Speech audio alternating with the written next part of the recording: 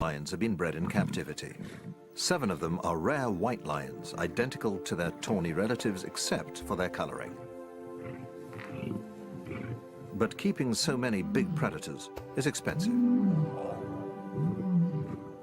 To run a park of this nature, you are looking in the region of around about $15,000 to $20,000 a month. And that's just maintenance, anti-poaching patrols, staff, keeping the electric fences clean. You got your little magic pliers. You know, feeding the lions, watering the lions, making sure they've got proper veterinary health care. They've been de-ticked. Vehicles, petrol, fetching food. It's a big job.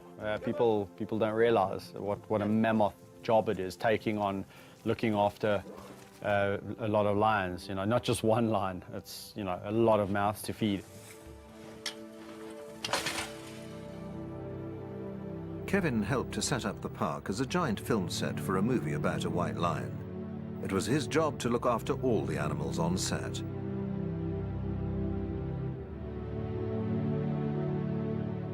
Once the film crew packed up and left, the lions stayed, joined by other cats and animals from another reserve, creating a new park, the Kingdom of the White Lion. It's hoped that profits from the film will pay to establish the park.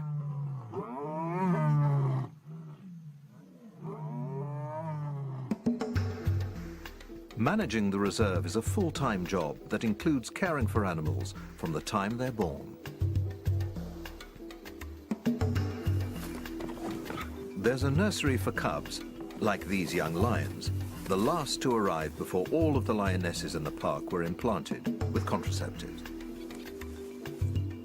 Yeah, your tongue is rough. So this area over here is known as the nursery area, where all the orphaned or abandoned youngsters come. And in this particular case, we have 2 lions that are not related, Mfumo and Vayetsi, about 10 months of age. And these little hyenas were also abandoned. So they all land up here in the nursery area where they can get the care and the love and the attention that they need. The 2 lion cubs are growing up fast. They'll need more space and the chance to mix with adults to develop social skills needed to thrive in a pride. Incorporating the youngsters into a pride will be difficult. Newcomers are often rejected or attacked. Their easy life in the nursery is about to come to an abrupt end.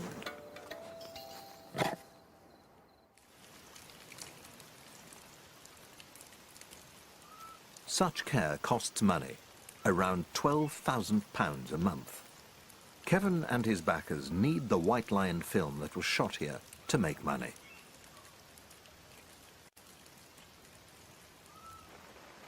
Profits are desperately needed to pay for running costs and the transformation of the reserve into a zoo for paying visitors. If the cash they need doesn't start to flow in, the park and its inhabitants face an uncertain future.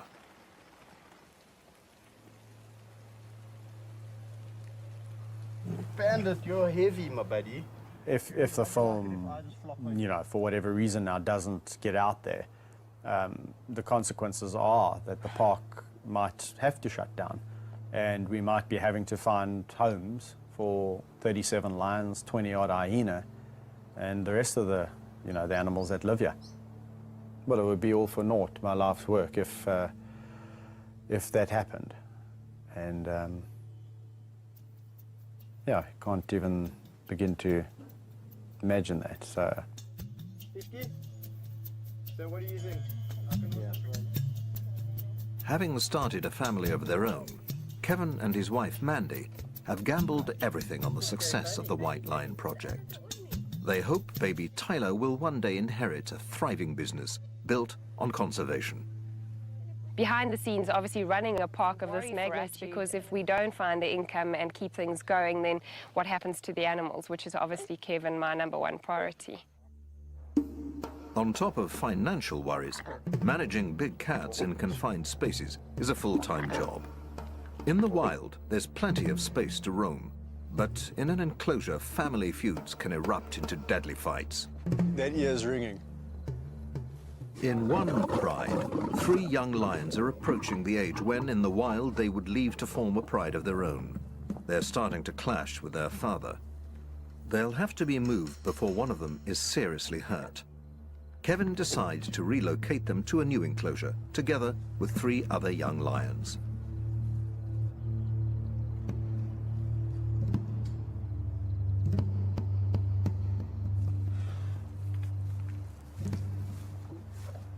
Having hand-raised and spent intimate time with all of his big cats, Kevin has a good insight into which of them should get along together. But in this case, there's an added complication. I'll tickle you to death. I'm gonna tickle you A hyena that thinks it's a lion. Spunny, the hyena, has grown up with 3 of the young lions from the time he was born.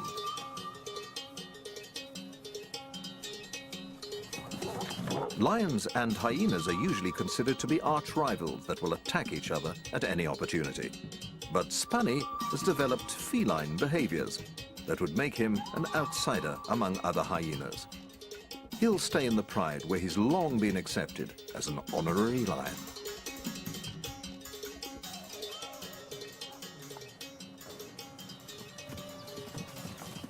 With the lions, actually, he lives a pretty cool life. He's one of the pride. They live a very lazy life. They're both very social animals. Best of mates, in fact.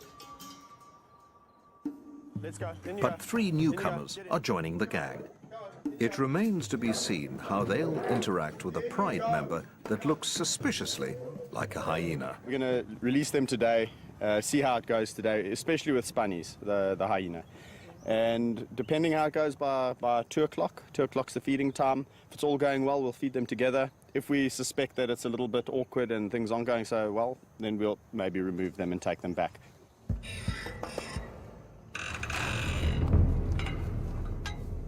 Experienced keeper Rodney Nombakana is the only other person allowed to handle animals in the reserve. Young lions are notoriously unpredictable. As the 2 groups meet and establish a hierarchy, nervous tension can easily turn to aggression. When they fight like that, and I mean, it makes a lot of noise, and to a human being it seems very scary. But to lions with their thick skin and all of that, just a wah, wah, wah, wah, wah, they immediately are showing who's more dominant than the next.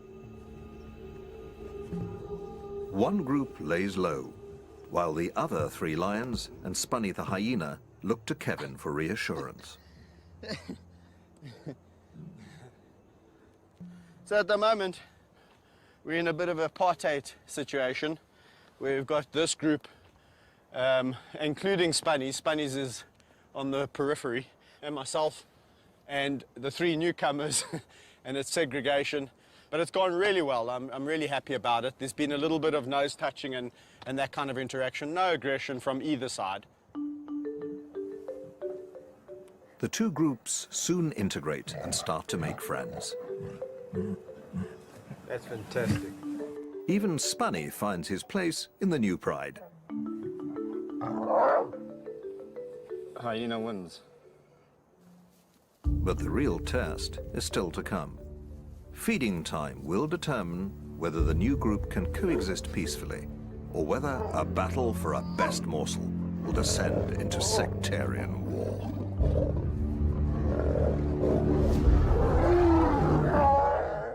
Rivalries between male lions over pack dominance rage across the plains. But only one can be crowned the king. Lion Ganglands, tonight at 8 on Nat Geo Wild.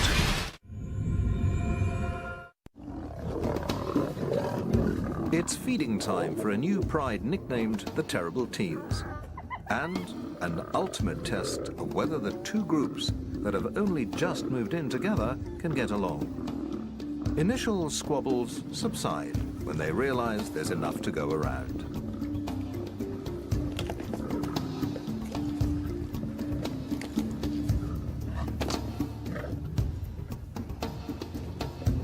Bizarrely, the new pride includes Spunny the hyena, raised with lions since birth. He thinks he's one of them and has been accepted as such. Lions like people, have individual personalities that can clash when different groups are brought together. The terrible teens seem to be getting along just fine. But elsewhere in the kingdom of the White Lion Reserve, another big cat is lonely and left out. Thor was a star of a film shot in the park. The film that manager Kevin Richardson hopes will help pay for a plan to turn the reserve into a visitor attraction. Income is desperately needed to pay for the care of animals like Thor. Lions are social animals, and Thor has been on his own for far too long. But there's a shortage of suitable companions. Thor's about 7 years old now, and he's way past the age of forming new bonds with other male lions. Come. So it's not an option, you know, to put a male lion with Thor. The only option really is females. Come on. It's just a really difficult situation at the moment because the nature of the kingdom is that we've actually got far too many males compared to females. And the females that would go with Thor would have to be on the pill. And we don't really want to just acquire 2 female lions to put with Thor. Long walks provide much-needed companionship. But despite Kevin's best efforts, he is increasingly concerned that Thor is lonely. When the days go by and I've had a busy week, the only lion that really is in the back of my mind is old Thor, because I know he definitely needs some love and attention. Out of all the lions I walk with, this must be my favorite because I know how much he needs this enrichment. This is really important to him, living as a bachelor. So, you know, whenever he sees me, it's like, come on, Kev, can we go for a walk? Can we go for a walk in the greater area? So I try and take him out more than the others because they've got, you know, each other's company. Hello, my big boy. What you been doing? Hey, you having fun? Despite their close friendship, Kevin realizes that the lonely bachelor needs the company of his own kind.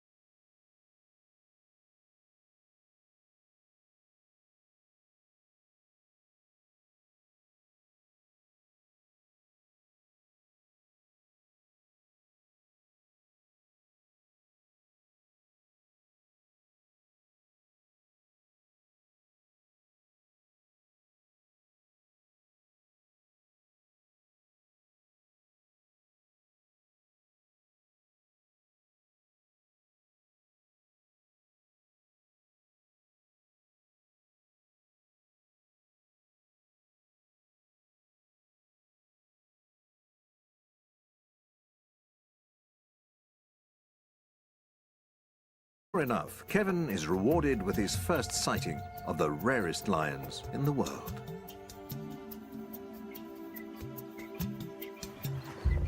This is awesome, man. Very, very cool. White lions display a rare recessive gene that inhibits the production of color in their fur. But they are not albinos. Their paw pads and lips are pigmented, and often their eyes are bluish instead of the usual golden brown.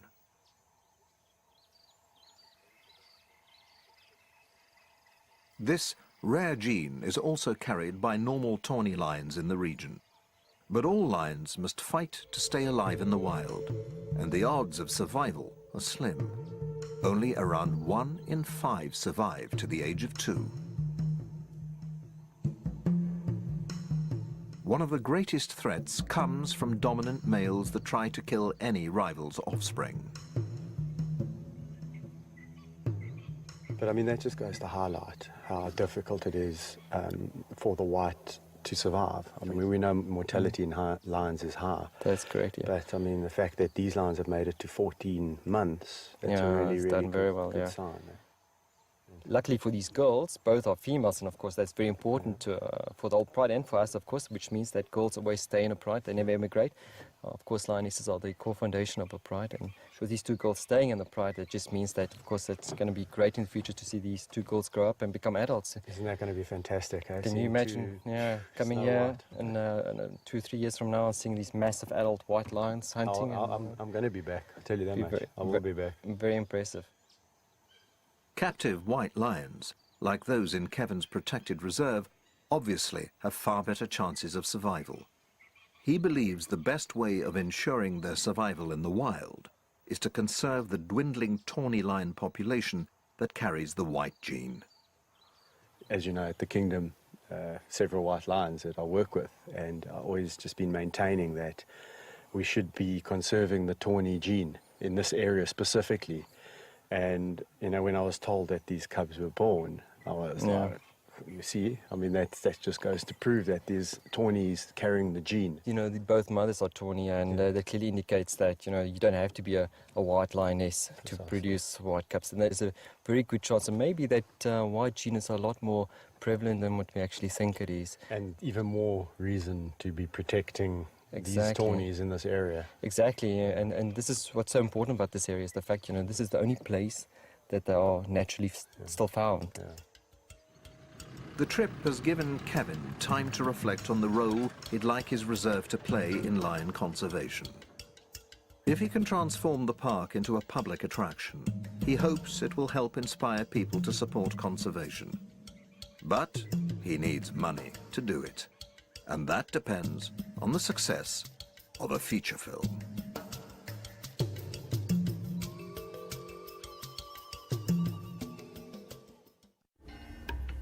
The future of the majestic animals in the kingdom of the White Lion Reserve depends on the success of a feature film starring its feline residents. Manager Kevin Richardson thinks nothing of play fighting with a quarter-ton lion. But public speaking is another matter, and he has to face the cameras to promote the film that's vital to the future of his beloved animals. Well, it's tricky because when you're working with animals that can eat you got to be... 4 years in the making, it's hoped the film will make a profit that can be used to transform the park into an attraction for paying visitors. I'm not joking, I mean, the film took 4 years to make. And believe you me, when a lion doesn't want to do something, he doesn't. And you better listen to him. You better listen to him.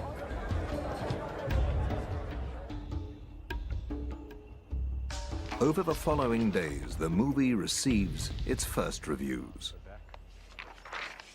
City vibe, yeah, feline feast. 4 out of 5. The critics have been kind, but it remains to be seen whether the film is attracting enough cinema-goers to turn a profit. It costs money to look after big cats like Kaiser, a white lion that's outgrowing his enclosure and ganging up on the fellow members of his pride. But there's just no room left in Kevin's reserve.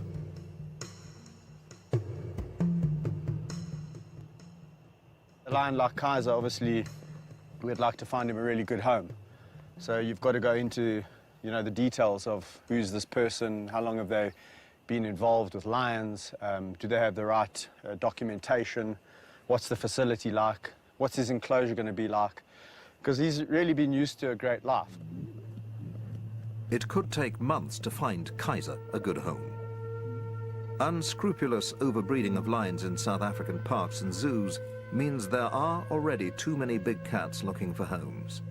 Some end up in so-called canned hunts, in which they are released to be pursued and shot by trophy hunters. Kevin simply won't allow that to happen to one of his cats.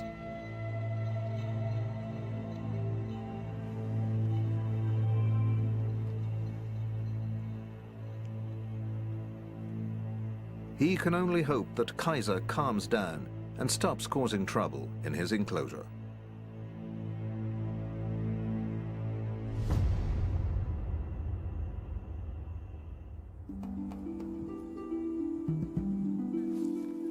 In the nursery, two cubs that have grown up together are fast approaching adolescence. They'll have to be introduced into an adult pride to gain the confidence and social skills they'll need to thrive.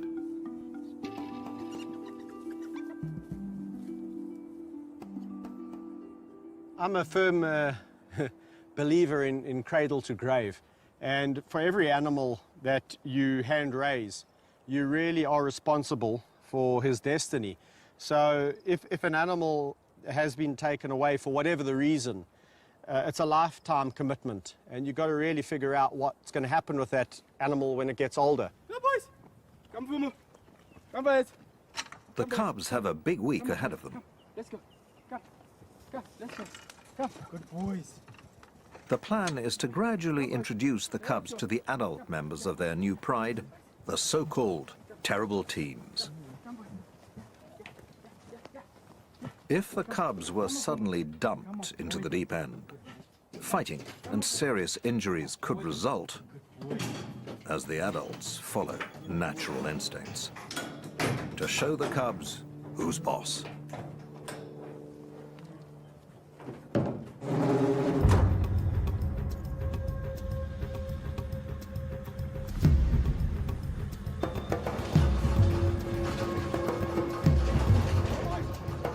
Concerned that the terrible teens may gang up on the cubs, Kevin decides to split the 6 adults into 2 groups of 3. The cubs will stay protected inside their cage in case there's any trouble.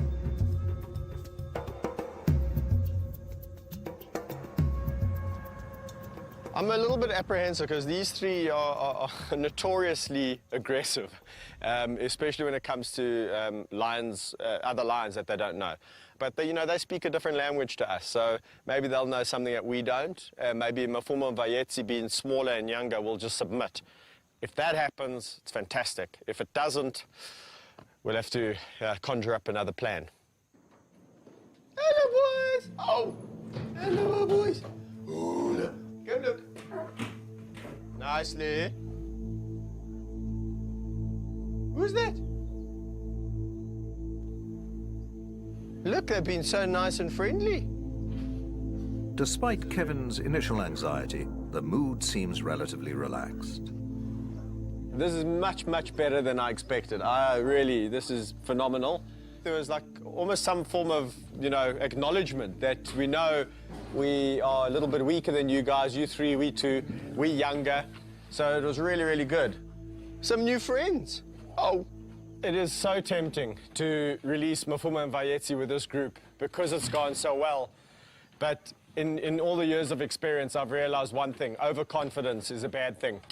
And I just think we should wait probably another 1 or 2 introductions like this before we release, because they can almost lure you into a false sense of security where you think, everything's okay. And as soon as you open this gate, it's a different story. Next, Kevin introduces the youngsters to the more unpredictable half of the terrible teens' pride. Such choice. Unbelievable. Bandit. Oh. They're the oldest and most unruly trio of the group. Quickly surrounding the van, they seem to sense the new arrivals inside. Once again, the cubs are kept in the cage for their own safety. It's not the terrible teens, but one of the cubs that gets aggressive, albeit from behind the safety of a cage. Come on, be nice. Be nice. Vayetzi, why you being a naughty boy? Don't be a naughty boy. Oh, whoa, whoa, whoa, whoa. Eh? That was really incredible interaction. It went exactly opposite to how I thought. I thought the youngsters would be a lot more submissive and roll on their backs, and that these guys would show some aggression and show some authority. It was exactly the opposite. The youngsters came at them full of aggression, and these guys were completely passive. How are you doing in and amongst all of this? Kevin keeps the van open for an hour, hoping that relations will improve. Hey, Vayetzi! Okay, so I think what I'm going to do is let them all out together. We've done this a couple of times. There's hardly any interest. The only line that's really showing any form of aggression is Vayetzi. That's because he's a bit nervous. Mafumu is completely relaxed. These guys are not going to do anything bad. I think if anything, it's going to come aggression from the youngsters. These guys might give a wah, wah, wah, and it's going to be all over. So I'm going to go and let them out. Be nice. Okay. Without the protection of a cage, cub Vayetzi's bravado quickly fades into submission.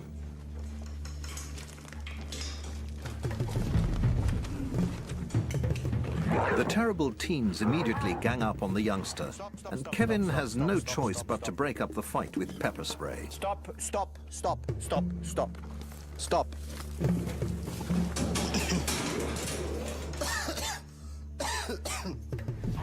I just got a hunch that it would be okay to let them all out. They're all in jolly moods, and especially the youngsters are being extremely submissive. So that's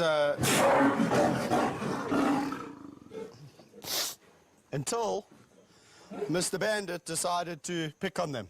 And once he started picking on them, Bobcat came in from behind, where I had to defuse the situation with a little bit of help from a friend called pepper spray. Nice. I want nice, nice, nice, nice. In such cases, pepper spray is used as a last resort to stop fights breaking out, protecting the cats and himself. An accidental bite could prove fatal. Kevin rarely uses pepper spray, and it's always him that suffers most.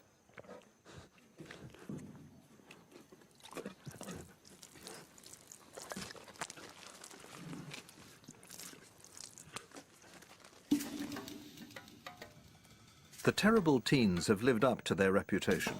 Introducing them to the cubs hasn't worked as well as he'd hoped.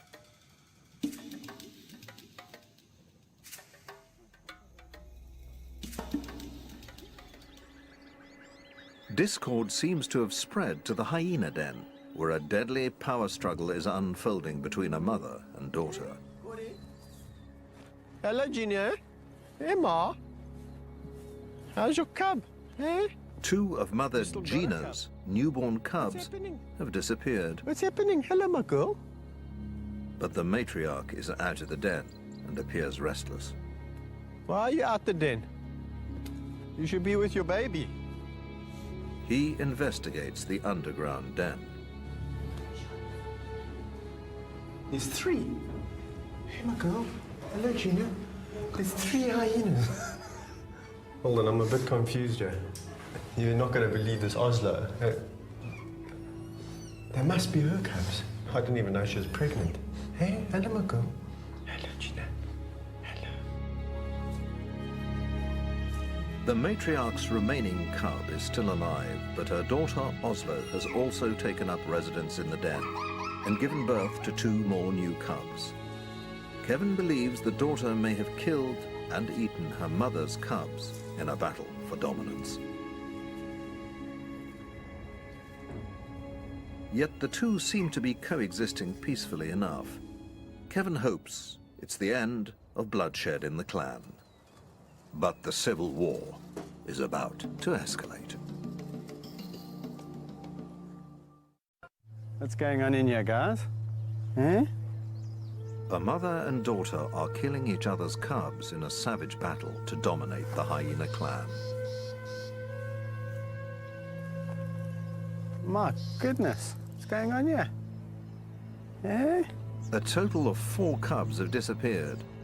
Matriarch Gina is avoiding the den. It's a bad sign. She seems a little bit calm and friendly, and that's a bit worrying, because if she had a cub, she would be a lot more cautious and protective. The hyenas are behaving strangely. The daughter and another male are raising their tails, a clear sign of aggression. These guys are showing signs of a little bit too much aggression, and I think we should start hopping out of here, right? Kevin investigates the den that just days ago was alive with newborn cubs. Let's just see if I can entice him down here. This is crazy.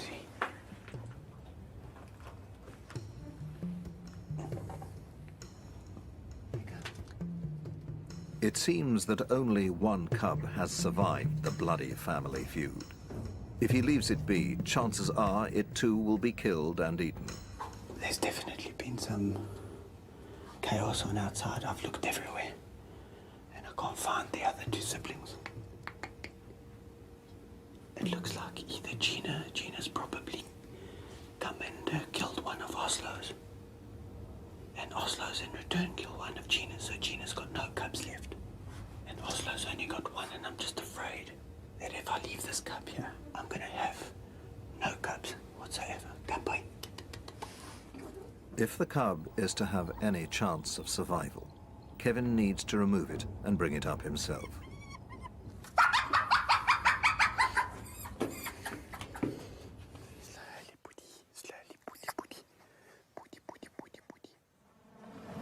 Hand-raising the hyena cub is another full-time job with another costly mouth to feed.